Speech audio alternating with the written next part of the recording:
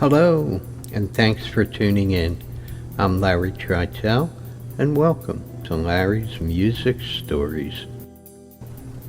Today's story is about a song I was surprised to see was written by Daryl Hall, and it was first recorded in 1980 by Hall and Oates.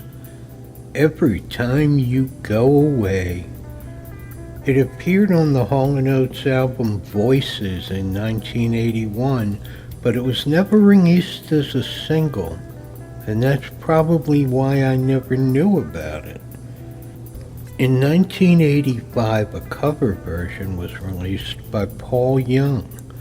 His single became a hit all over the world, and it reached number 1 in the USA. Daryl Hall had this to say: "I never thought of it any other way than the way it was until Paul Young did it. I was really surprised to hear the production they did, because it kept the elements but made it sound like a pop record."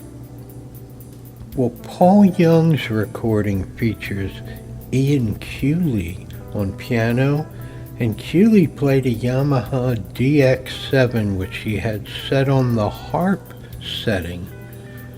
The song's central riff was played on acoustic guitar and electric sitar by John Turnbull. That cool fretless bass was played by Pino Palladino, and Pino used a Music Man Stingray bass that he plugged into a Boss OC2 octave pedal.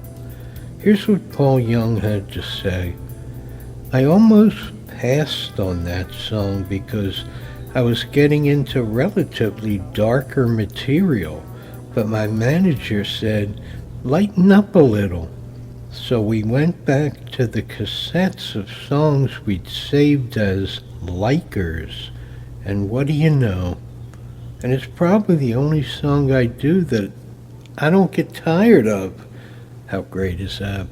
I hope you enjoyed this story. Till next time, remember what the great Ian Anderson said: "Life's a long song, but the tune ends too soon for us all."